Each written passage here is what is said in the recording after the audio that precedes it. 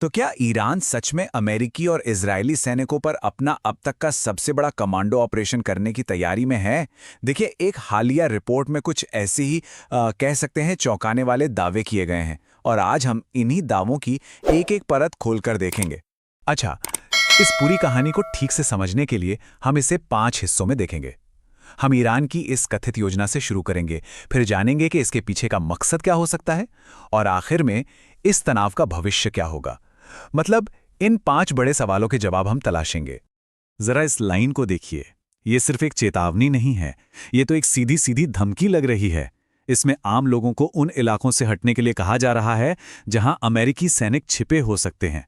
और यही एक लाइन इस रिपोर्ट के दावों को, आप कह सकते हैं, एक खतरनाक हकीकत का रंग दे देती है। तो चलिए शुरू करते हैं। इस रिपोर्ट का जो सबसे बड़ा जो कोर दावा है वो ये है कि ईरान एक बहुत बड़े कमांडो ऑपरेशन की तैयारी में है। लेकिन, और ये बहुत जरूरी बात है, इसका मकसद सैनिकों को मारना नहीं बल्कि उन्हें जिंदा पकड़ना है। और देखिए, ये कोई हवा में की गई बात नहीं है। प्लान इतना डिटेल्ड है कि हैरान हो जाएंगे। इसमें फोर सीजन्स और शेरिटन जैसे बड़े बड़े होटल चेन्स का नाम तक लिया गया है। इससे ये साफ पता चलता है कि ये एक बहुत ही सोची समझी रणनीति हो सकती है, न कि कोई खोखली धमकी। लेकिन यहीं पर एक बहुत बड़ा सवाल खड़ा होता है ना, कि भाई दुनिया की सबसे ताकतवर सेनाओं में से एक के सैनिक इतने मजबूत मिलिट्री बेस की जगह आम होटलों में क्यों छिपे होंगे? इसका क्या मतलब है? तो इसका जवाब रिपोर्ट में ही दिया गया है। रिपोर्ट के मुताबिक पहले कुछ बहुत ही विनाशकारी मिसाइल हमले हुए थे और उसके बाद हजारों अमेरिकी सैनिकों को अपने सुरक्षित ठिकानों को छोड़कर आम नागरिक इलाकों में फैलना पड़ा और इसी वजह से वो इस तरह के हमलों के लिए कहीं ज्यादा आसान निशाना बन गए। ये जो टेबल आप देख रहे हैं, ये इस पूरी स्थिति की गंभीरता को और अच्छे से समझाती है। हम यहाँ कुछ 100 नहीं बल्कि हजारों सैनिकों की बात कर रहे हैं जो अब रिपोर्ट के हिसाब से कम सुरक्षित जगहों पर काम कर रहे हैं। मतलब एक तरह से वो एक संभावित निशाना बन चुके हैं। तो ठीक है, सैनिक होटलों में हैं, पर अगला बड़ा सवाल ये है, ईरान को ये पता कैसे चलेगा कि कौन सा सैनिक किस होटल में कहाँ है? रिपोर्ट इसके जवाब में एक, कह सकते हैं, एक चौंकाने वाले इंटेलिजेंस गठबंधन का दावा करती है। रिपोर्ट में एक तरह से 3 तरफा खुफिया हमले का जिक्र है।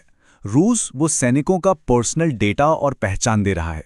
चीन अपनी सैटेलाइट से उनकी हर एक मूवमेंट पर नजर रख रहा है, बेस से होटल तक। और फिर ईरान के अपने जासूस हैं जो जमीन पर उनकी मौजूदगी की पुष्टि कर रहे हैं। ये मिलकर एक ग्लोबल इंटेलिजेंस ऑपरेशन की तस्वीर पेश करता है। अब हम इस पूरे ऑपरेशन के शायद सबसे दिलचस्प हिस्से पर आते हैं, इसका मकसद। मतलब ईरान इन सैनिकों को मारना क्यों नहीं चाहता बल्कि उन्हें जिंदा क्यों पकड़ना चाहता है? इसका जवाब आप देखेंगे पारंपरिक युद्ध की सोच से कहीं ज्यादा गहरा है।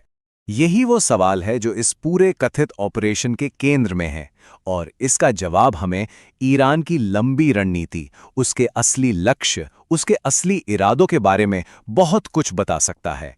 देखिए, ये सिर्फ कैदियों की अदला बदली का मामला नहीं है जैसा हमने पहले देखा है। ये एक बहुत ही शक्तिशाली संदेश भेजने के बारे में है। संदेश ये कि ईरान की पहुंच कहीं भी हो सकती है, यहां तक कि आम नागरिक होटलों के अंदर भी। जरा सोचिए, ये अमेरिका और उसके सहयोगियों के लिए कितना बड़ा मनोवैज्ञानिक झटका होगा। तो ये सब हमें कहां ले जाता है? आगे क्या होगा? रिपोर्ट के हिसाब से यहां से 2 बिल्कुल अलग रास्ते निकलते हैं। या तो एक विनाशकारी युद्ध की तरफ या फिर एक बहुत ही नाजुक शांति की ओर। देखिए, हम एक बहुत ही खतरनाक मोड़ पर खड़े हैं। एक तरफ एक बड़े सैन्य टकराव का सीधा सीधा खतरा मंडरा रहा है, वहीं दूसरी तरफ कूटनीति का एक छोटा सा, बहुत छोटा सा मौका अभी भी बाकी है और पूरी दुनिया देख रही है कि ऊंट किस करवट बैठता है। तो अंत में सवाल सिर्फ सरकारों के लिए नहीं है, ये हम सभी के लिए है। क्या हम एक ऐसी दुनिया की तरफ बढ़ रहे हैं जहां कूटनीति जीत सकती है, या फिर हम एक नए और शायद पहले से भी ज्यादा खतरनाक टकराव की कगार पर खड़े हैं? इसका जवाब तो सिर्फ वक्त